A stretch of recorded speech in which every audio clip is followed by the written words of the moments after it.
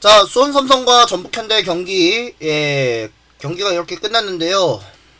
최종 스코어는 0대3, 최종 스코어는 0대3으로 지금 이제 수원 삼성이 또 한 차례 또 위기가 또 닥쳐왔습니다. 자, 지금 이렇게 되면 문선민 선수가 전반전에서 시작하자마자 바로 선제골 먹혔고, 백승호의 전반전 40분에 또 득점이 나왔고, 또 후반전에 들어서는 백승호가 완벽하게 칼각도로 프리킥 각도에서 득점을 해놓는데요. 자, 이렇게 되면 수원 삼성은 아무것도 못하고 있습니다. 아무것도 못하고 그대로 나가 떨어지는 모습을, 와, 이거 완전 수원 삼성 쪽에서는 너무 억울하겠는데, 불토이스가 경고 누적이 있어가지고 퇴장을 먹었기 때문에 오늘 진짜 난감해지는 상황이 이렇게 나왔습니다. 악재적인 상황이 나왔는데요.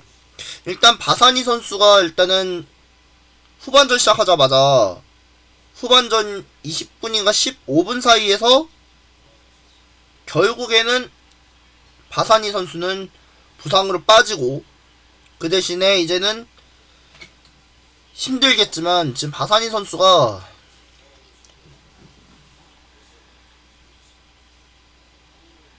손호준 선수를 교체로 투입하면서, 이렇게 되면 수원 삼성은 또 한 차례가 제일 위기가 또 오면서 아무래도 이건 수원 삼성의 또 큰 위기가 올라오지 않았나 싶었는데, 자, 지금 보시면은 지금 수원 삼성은 아까 불토이스 경고 있죠?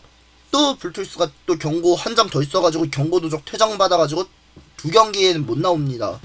근데 이거는 아무리 불토이스가 살인적인 태클이 또 이어졌다면 진짜 이건 큰일 날 수밖에 없는 상황인데, 암만 생각해도 불토이스가 왜 이렇게 거칠게 태클을 이어줬는지 이해할 수는 없습니다. 근데 짠민재 심판은, 뭐 아시겠지만 짠민재 심판씨는 그래도 이거는 불토이스가 심하게 태클한 거는 좀 잘못된 일이다, 그렇기 때문에 경고 누적 퇴장받고 넌 다음 경기 못 나올 수 있으면 다음 경기 못 나오는 게 낫겠다, 이런 생각 하겠죠. 근데 암만 생각해도 불토이스의 퇴장 때문에 좀 너무 걱정스러운 분위기가 있지만,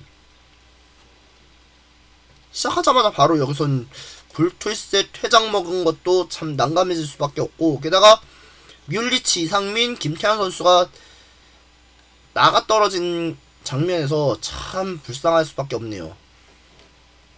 게다가 안병준 선수가 교체 투입하자마자 바로 투입했고, 또 김태환 선수는 류승 선수와의 교체를 투입하면서 약간 시간을 좀 버려야겠다는 생각이 좀 들어야 되는데, 아무리 생각해도 이게 전북현대 쪽으로는 더욱더 힘들 수 있는 상황이 되지 않았을까 생각하고 있고요. 그리고 또 백승호 선수 같은 경우에는 이 프리킥의 각도에서는 역할이 제일 가장 좋았습니다. 그 역할에서는 아마 클린스만 감독도 이제 백승호 선수도 이제 다음 아시안컵 앞두고, 이제 다음 이제 내년에 아시안컵을 앞두고 이제 클린스만 호도 아마 이제 6월 A매치 때는 이제 백승호 선수가 6월 A매치 때는 과연 이제 투입할 것인가, 그게 제일 중요합니다. 근데 서서히 뭐 압박을 가해오는 이제 또 전북현대이지만, 그래도 수막힌 혈투 끝에는 수원이 가장 제일 못한 기록은 좀 있었어요. 근데 수비의 역할이 제대로 좋아야 하는데 갑자기 여기서 수비가 제대로 끊어냈죠. 근데 수원 삼성은 수비가 오히려 좋았는데 역할이 제대로 중요하지 못했습니다. 근데 문제는 아무래도 수원 삼성 쪽에는 뭐가 문제였을까가 생각하고 있는데, 이번 경기를 통해서는 김병수 감독은 제일 난감해진 게 3골조차 제대로 힘든 싸움이 이어졌던 거예요. 근데 3골 차가 어떻게 따라잡히냐가 제일 중요하지만, 근데 이건 못 따라잡거든요. 특히 수원 삼성 같은 경우에는 수비적인 사이드에서는 풀백 진영을 맞춰서는 이어져야 되는데, 갑자기 여기서 수원 삼성의 풀백이 좀 포백으로 백포에서는 제대로 이어지는 것도 하나도 없어요. 근데 하나도 이어지지 못해가지고 암만 생각해봐도 이거는 수원 삼성의 수비가 역할이 제대로 못했다. 그게 중요하고요. 그리고 전북현대 같은 경우에는 문선민 선수가 아주 부드럽게 저렇게 딱 득점한 것도 인정할 수밖에 없겠지만 부드럽게 잘 찬 것 같아요. 근데 뭐 아까 그 지난주 서울과 전북과의 경기했을 때부터 구스타보의 선제골까지는 아주 기가 막히게 잘했거든요. 근데 구스타보 선수가 없으니까 좀 제일 힘들었던 경기가 있었는데 가만 보니까 생각해보니 이제는 전북현대가 이젠 진영으로 올라가겠구나 이렇게 생각하고 있습니다. 근데 이제 가장 이제 또 핵심적인 역할은 문선민 선수가 아작낸 것 같아요. 수원 삼성을. 왜냐 김보경 선수가 친정팀 상대였지만 근데 가장 중요한 거는 김보경 선수의 역할이 없었던 것 같아요. 가장 뭐 전북현대에서는 오래 잘 뛰었던 선수였고 게다가 전북현대에서도 잘 나갔던 에이스였는데 갑자기 수원 삼성으로 가는 것 때문에 좀 너무 불쾌하고 좀 원망스럽고 하니까. 근데 뭐 전북 팬들은 김보경 선수가 이제 전북 시절 있었을 때도 오히려 괜찮았어요. 근데 뭐 보니까 표정은 안 좋았던 경기가 아마 김경수 감독은 오늘 경기에서는 꼭 한 골이라도 넣어야겠다 그렇게 생각했는데 그렇지 못했습니다.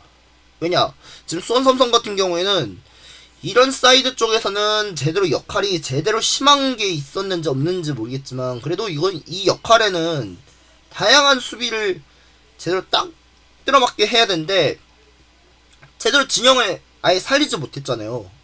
근데 거기서는 수원 삼성은 되게 급한 게 역습을 활용하지 말고 그냥 아예 좀 수비 강화로 이어지는 게 어떨까 생각했는데마다 결국에 여기서 문선민한테 추가 실점했죠. 또 백승호한테 또 실점 또 먹혔죠. 이번 또 후반전에 또 백승호한테 또 3골이나 먹히고 이게 말이 된다고 생각합니까? 이거 수원 삼성 쪽은 난감해질 수밖에 없어요. 아무리 자기가 잘한다 못한다 해도 그거는 선수의 비하 발언은 안 하는 게 좀 중요하거든요. 근데 저는 비하 발언은 아니에요. 잘했든 못했든 간에 선수로서는 제 컨디션이 좀 좋은 건지 안 좋은 건지 몰라도 뭐 그래도 체력에 좀 부담감이 있으면은 더욱더 역할이 좀 더 중요하다는 생각이 좀 들고 근데 어느 때부터는 공격을 과감하게 하는 것도 중요하지만 너무 천천히 하는 것도 그렇거든요. 볼을 패스할 때부터는 그 정도 역할은 최소한 실점을 안 먹히는 게 중요하겠다 그렇게 생각하고 있는데 수원 삼성은 맨날 이렇게 공격을 역습하고 역습 전개를 또 바꾸고 해가지고 하니까 이러니 실수할 수밖에 없어요. 왜 실수할 수밖에 없는 이유가 뭐냐 제가 저번에 말씀드렸죠. 제가 저번에 말씀드렸는데 서울이 공격을 할 거면은 제대로 공격해야 되는데 맨날 수비만 실수만 나오면은 허천 빈틈이 있다는 거예요. 근데 서울과 전북과의 경기했을 때부터는 알아봤는데 전북이 오히려 공격 진영에서는 제일 빠르게 돌파하는 것도 있지만 거기서는 개인기와 드리블 같은 경우에도 상당히 나쁘지 않았다는 얘기가 나오는데 근데 문제는 수원 삼성 같은 경우에는 전반전 시작하자마자 바로 여기서 제대로 실수가 한 번 더 나와가지고 그 때문에 문선민한테 추가 실점 나온 게 좀 잘못한 것 같아요. 근데 문제는 아무래도 수원 삼성 같은 경우에는 그 수비 진영을 내려오는 게 중요한데 계속 올라오니까 이렇게 좀 상대 실점하는 것도 제일 난감해지고 답답했던 상황이 좀 이어졌습니다.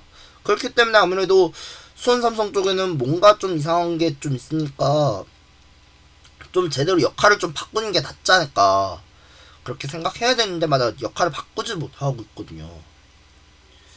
아마 수원 삼성은 경기를 집중력으로 좀 키워 나가야 되는데 키워봤자 아무 소용 없다는 게 좀 그렇고, 게다가 이번 다음 경기가 주말에 있을 제 강원 원정을 치러야 되거든요.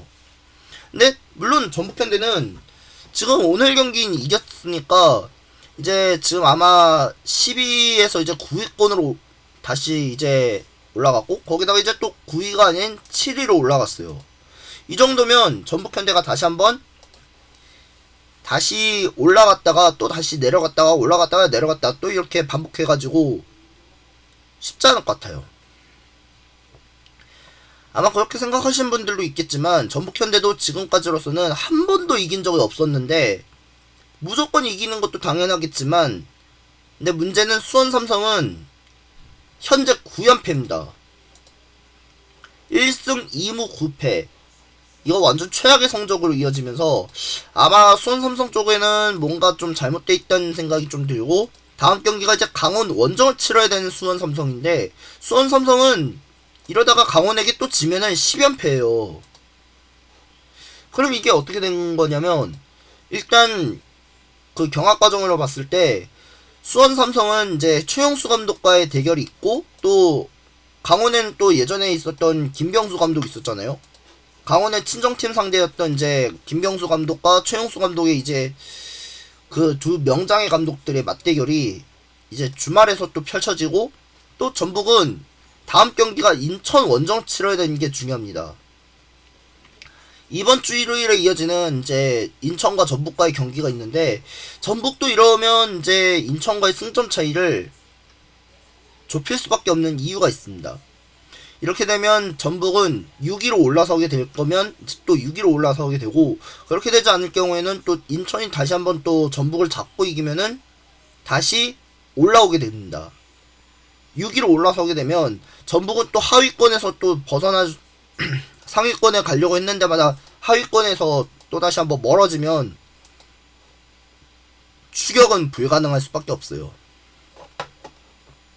근데 아까 전에 경기를 봤을 때 전북현대가 이렇게 가장 못하는 게 아니라 잘한 경기가 있어요.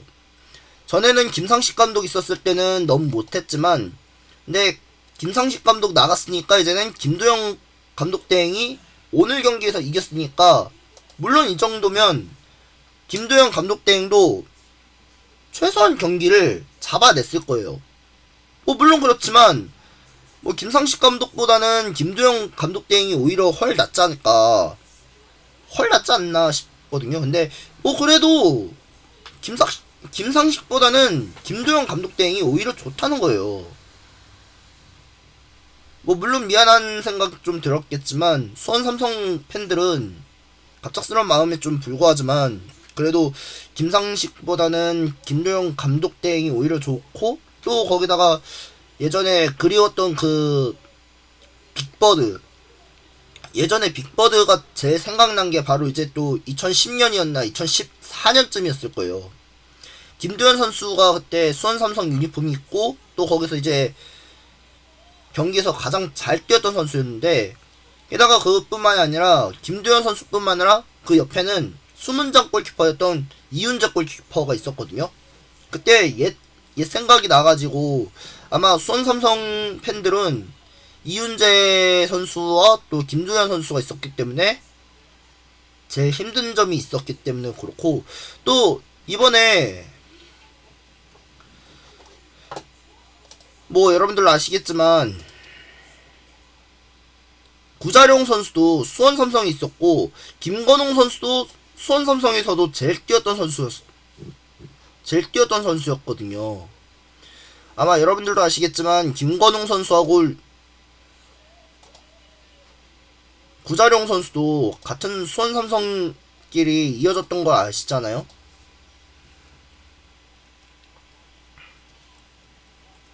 김건웅 선수는 예전에 수원 삼성에서 뛰었던 걸로 알고 있었고, 근데 거기서 보면은 전에는 수원 삼성에서 제일 뛰었던 선수였다가 이번에는 또 수원 삼성이 아니죠. 예, 김건웅 선수는 수원 FC였네요. 아, 죄송합니다. 예. 근데 구자룡 선수도 구자룡 선수를 일단 보면은 수원에서 가장 뛰었던 선수였고, 게다가 2010년에는 수원 삼성에서 뛰었다가 이번엔 또 그랬던 적이 있거든요. 근데 뭐 문제는 구자룡 선수가 제일 잘했어요. 예. 뭐 압도적인 경기였지만 그래도 물러설 수 없는 경기가 있었고, 게다가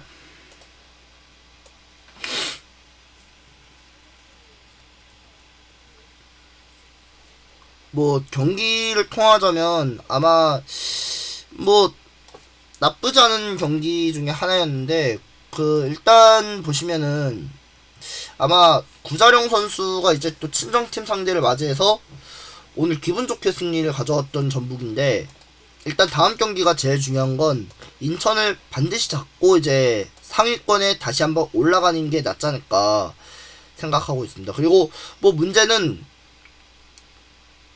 이동준 선수가 다시 부상에서 돌아왔습니다. 이동준 선수가 다시 부상에서 돌아왔는데 아직은 한 골도 없겠지만 그래도 이동준 선수는 부상 없이 잘 뛰는 것도 중요하고, 또 한 가지는 이동준 선수가 부상당한 것 자체로는 좀 경기에서 몇 경기 한 번도 못 뛰었거든요.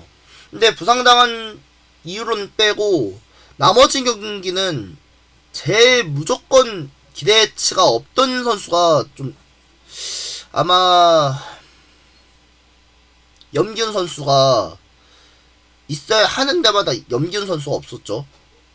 그러고 보니까 염기훈 선수가 있어야 하는 건데 염기훈 선수 없으면은 경기 자체가 좀 힘들 것 같다 생각해가지고, 아마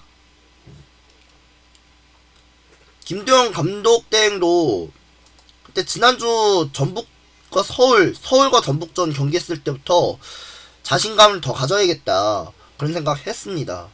근데 뭐 물론 그렇지만 아무리 이제 또 이동준 선수가 복귀를 했더라도 조규성 선수하고 김진수 선수가 아직 안 나왔기 때문에 이제 부상에서 다 나으면은 회복하면은 다시 또 올라오지 않을까 생각하고 있거든요. 그렇기 때문에 아마 이동준 선수가 이제 부상에서 돌아왔다고 해도 방심은 금물입니다. 다음 경기 인천 원정이라서 이동준 선수가 아직은 부상에서 회복한 지가 얼마 안 됐지만 그래도 아직까지는 정신 차려야 되는 게 중요합니다. 그리고 점유율로 따졌을 때는 전북이 훨씬 더 압도적이에요.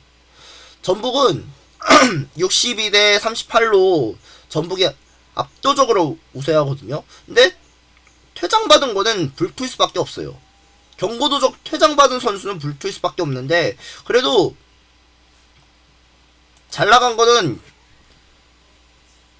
백승호였지만 큰 역할을 준 거는 백승호, 그리고 어시스트 한 거는 없습니다.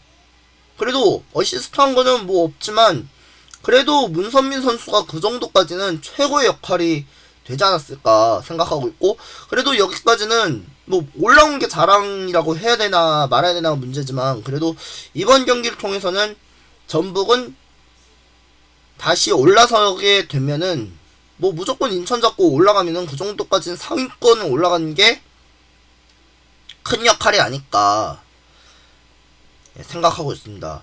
뭐 아무튼 다음 경기가 제일 중요하지만 지금 인천은 제주한테 2대0으로 졌고요. 대전은 수원FC한테 2대1로 승리했고, 다음 경기가 제일 중요한 건 강원과 수원. 강등권의 또 절대적인 매치죠. 강등권의 절대적인 매치인데 이제는 김병수 더비가 나오고, 그 다음에 인천과 전북은 이제 또 문선민 선수의 친정팀 더비가 성사될 것으로 보입니다.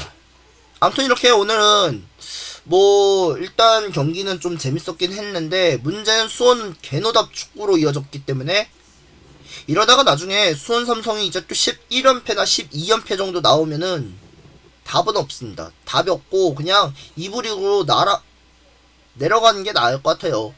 날개를 잃어버린 천사 마냥 그냥 날개를 잃어버린 새 같은데요 뭐. 아무튼 일단 수원 삼성 강원 원정에서는 반드시 꼭 이겨줬으면 좋겠는데 이겨내지 못하면은 나중에 그러다가 큰 코 다칩니다. 강원에게 지면은 이젠 답이 없어요. 김병수 볼에 이제 또 시즌2가 추락할 것 같습니다. 추락하면 어떻게 됩니까? 나락가죠, 나락. 어쨌든 주말 경기도 기다려지는 것도 중요하고, 그리고 또 이번 주말에 또 이어지는 경기가 또 있습니다. 울산과 서울 경기가 있기 때문에 이번 주 일요일 경기가 있고요. 그리고 이번 주 토요일에 다가온 토요일에는 강원과 수원, 그리고 포항과 대전, 광주와 대구 경기가 있기 때문에 좀 물러설 수 없는 경기가 한판 승부로 또 되지 않을까 생각하고 있고요. 그리고 수원FC는 제주와 만납니다. 아무튼 일단 오늘 경기는 전북은 진짜 백승호 선수의 활약이 더욱더 눈부셨습니다. 여기까지 할게요.